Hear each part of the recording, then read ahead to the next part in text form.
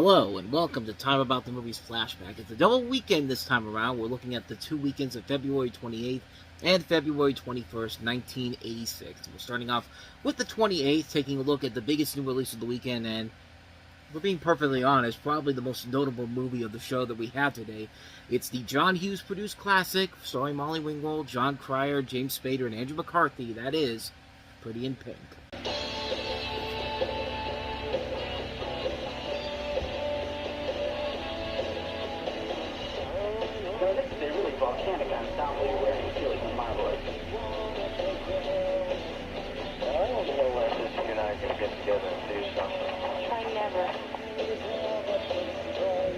Friday? Yeah. Okay.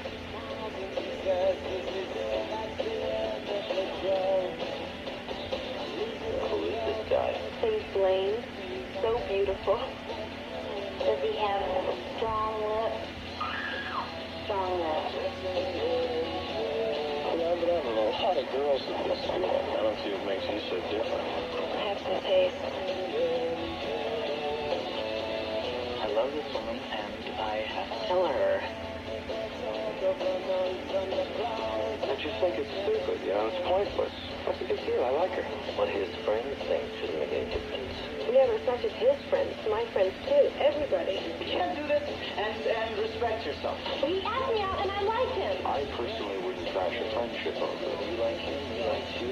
It's worth it. The girl will always be nada. He's gonna use you and then throw you away. Well, I'll make that decision, all right? Pretty in Pink, rated PG-13. Special sneak preview Friday, February 21st.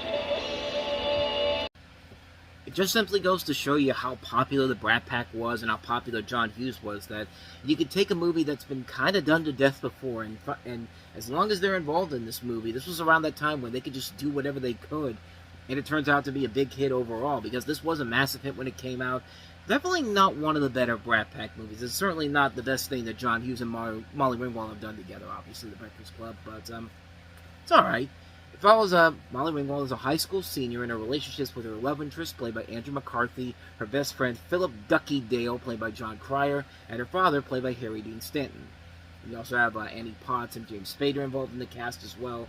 And, yeah, like I said before, it's a premise that's been kind of done to death before. I mean, even by the trailer, you can kind of see which direction it's going to go at the very end of it overall. You never even see these type of movies. You know, okay, this is exactly where this is going to go overall. And there was actually several different versions of this where it went through several different endings in general. There was one ending where Molly Ringwald got together with Jon Cryer, but test audiences hated it so much they booed the ending, and so they basically had to rewrite the ending overall. And it was something where it was just kind of like, it was just something that didn't feel like it made sense overall. And really, it didn't feel like it would make any sense in general, because you can tell that Jon Cryer's character is a little bit more flamboyant in this movie in particular. In fact, to the point where after this he got cast as Superman 4, The Quest for Peace, playing literally the same character in this movie here. But of course, the big difference is that that's a Superman movie, and this is a movie that's kind of taking place in sort of a realistic world in general here. But I mean, mainly a realistic world in general. But I mean, like I said, it's not a bad movie. It's far from it. It's actually a pretty solid film overall. It's a well-made film. It works because the cast puts their effort into it overall. John Hughes puts his effort into it as a writer of this. It was directed by Howard Deutsch, who later go on to direct The Great Outdoors, another John Hughes movie. And it works because the cast overall can really make it work in general. Like I've always said, you could usually do a been there, done that type of a film before, but as long as you have a cast that is game and is willing to try to put it together and put something great on the screen, it'll work out in the end, and it did work well for this film overall. So I like it. Definitely not one of the better Brat Pack movies, no question about it, but still a really good movie overall. So with that said, let's go ahead and move on to our next movie, and that is the horror comedy House.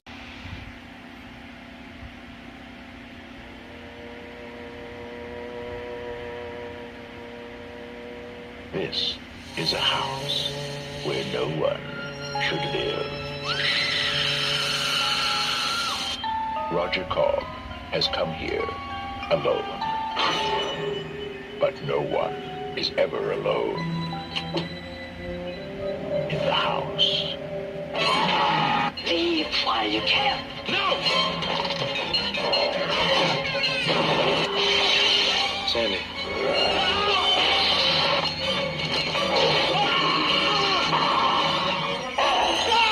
Horror has found a new home.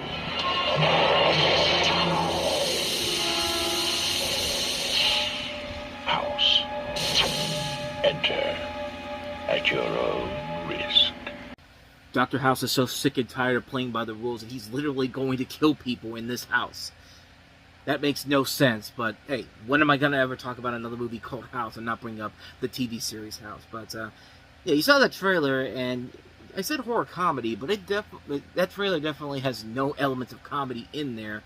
But trust me when I tell you, this is definitely more of a horror comedy in particular. It's written by Fred Decker and produced by Sean Cunningham of Friday the 13th fame, and directed by Steve Miner, who he did Friday the 13th. He did the last two Friday the 13th movies, the Friday the 13th sequels that came after the first one, Part 2 and Part 3. So that makes more sense there. But this is indeed a comedy mixed in with a little bit of horror, with a lot of horror, I should say. But you have William Katt, The Greatest American Hero, as Roger Cobb, a troubled author who moves into his late Aunt Elizabeth Hooper's seemingly haunted house and is forced to deal with supernatural phenomenon. All the while, he tries to solve the mystery of his son Jimmy's disappearance.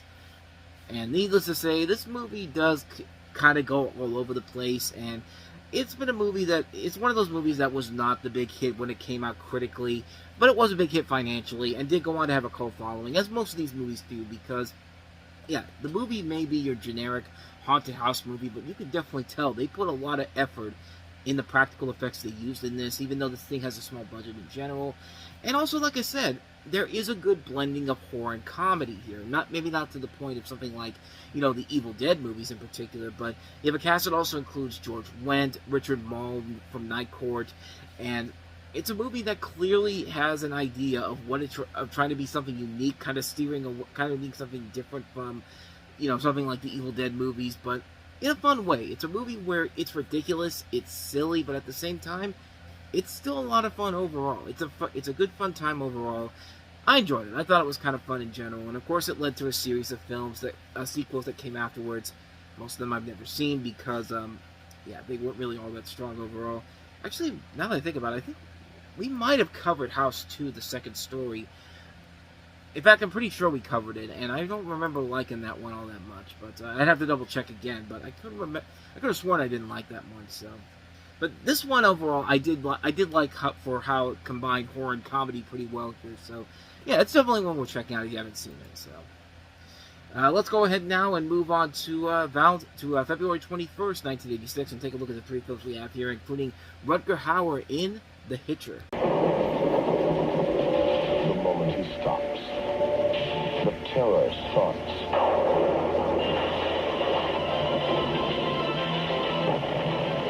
I swear I didn't kill those people. I got sprayed by this guy who picked up hitchhikers. Do you believe me?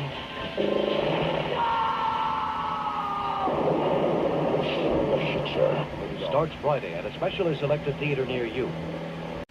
Well, your first mistake is that you shouldn't pick up Rutger Hauer in the middle of a desert in Texas, because you never know if he's going to be like the Roy Batty character he was in Blade Runner, which unfortunately he is in this movie for C. Thomas Howell. That's the premise of the movie, where you have Rutger Hauer as a murderous hitchhiker who stalks a young motorist, played by C. Thomas Howell, and you have a cast also includes Jeffrey DeMunn and Jennifer Jason Leigh, and yeah, it's definitely one of those movies that is not going to do very well with the critics overall, and it didn't really do all that great box office. In fact, it actually did kind of flop, because it had a budget of $8 million. It couldn't even get to that. It couldn't even get to $6 million, but nevertheless, it did have a cult following to the point where HBO, which was one of the producers, the main production companies on this movie, turned it into a TV series and eventually turned into a franchise, including a 2003 direct-to-video film with C. Thomas Howell returning, and also a remake, which we covered in 2007, which was also pretty bad. And not to say that this movie is bad, but it's pretty generic in general, and like I said, it's a movie where a sensible person would realize that you shouldn't grab a hitchhiker out in the middle of the desert like this and expect anything great to come from it. And it's one of those movies that definitely tries a little too hard with the over-the-top gory aspects overall. Like, there's a part of the movie where they literally get literally tie a woman up between two trucks, and they go back and they split apart, and it's just like they're gonna kill her that way. It's just kind of like, I mean, that would be cool if there was a point to it, but no, it's just an asshole being an asshole villain. Like, it's just kind of like, some people might like that overall, but there's definitely been a lot better movies than this that have done that much better. But I don't know. That's just my take on it overall. But anyway, that's my thoughts on The Hitcher. So let's go ahead and move on to our next movie, and that is 9.5 Weeks. Divorced white female. Beautiful, statuesque blonde. Witty. Cultured. Lizzie, this is your mother. Remember me? You should give yourself credit for a lot. You're terrific. You know, 5 brothers. And my mother was a clerk at the grocery store. I support them. I take care of them. It's whatever we want it to be. You're taking a hell of a lot for granted. I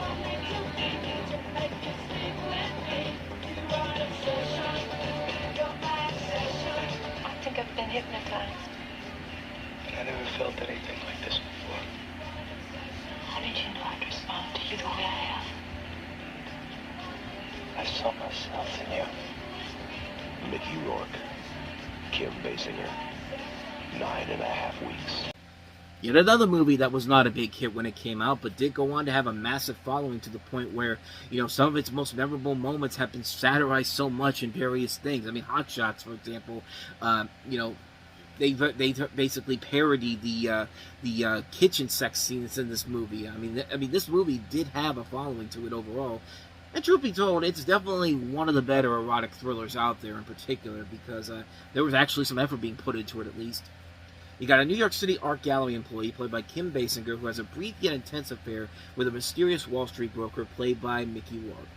This was Adrian Lynn's follow-up to his successful Flashdance from a couple of years ago, written by Solomon King, who of course would later go on to have a very successful career writing movies like this for Cinemax and all that type of stuff in particular. And this is actually based off of a novel by Elizabeth McNeil. And yeah, it was a movie where Wyatt Bomb really came down to the fact that MGM heavily trimmed it down because they thought it was too explicit for its American distributors. And, you know, of course it's going to find life through Skinemax, video, DVD, and develop this cult following in particular, where it did lead to a sequel that came out in 1991, I believe. Or maybe not, maybe I'm thinking of something else, but I could have sworn there was a sequel with Mickey Rourke in it. Actually, he was in the sequel, and this was in 1997 called Love in Paris, but that came out way past the point where this thing had any relevancy to it with Angie Everhart in it. I could have sworn there was another one. Maybe I'm thinking of Wild Orchid, because there was a Wild Orchid 2 that we covered on the regular Time About the Movie show, but yeah, the movie really is something where it's just kind of like, you go in there and pick your point. You got to go in there knowing what the movie is going to be like. It's a movie where it's an erotic thriller, and you got two very good-looking people at the time, Mickey Rourke and Kim Basinger, and this movie does have a lot of ambition than most erotic thrillers do. I mean, this one does have at least a hook to it that does make it stand out on its own merits. And it's one that works overall. I think it does what it's supposed to do. Not a classic by any means necessary, but, I mean, got memorable scenes in particular, a soundtrack that just screams 1980s. I mean, this film fits perfectly in the time period of something like A Risky Business or a Flashdance type of a film like this, but it's a good movie. It's a good film overall. So let's go ahead now and move on to our last movie that we have here, which is Dream Lover. Imagine the terror of living a nightmare every time you sleep. Every time you sleep.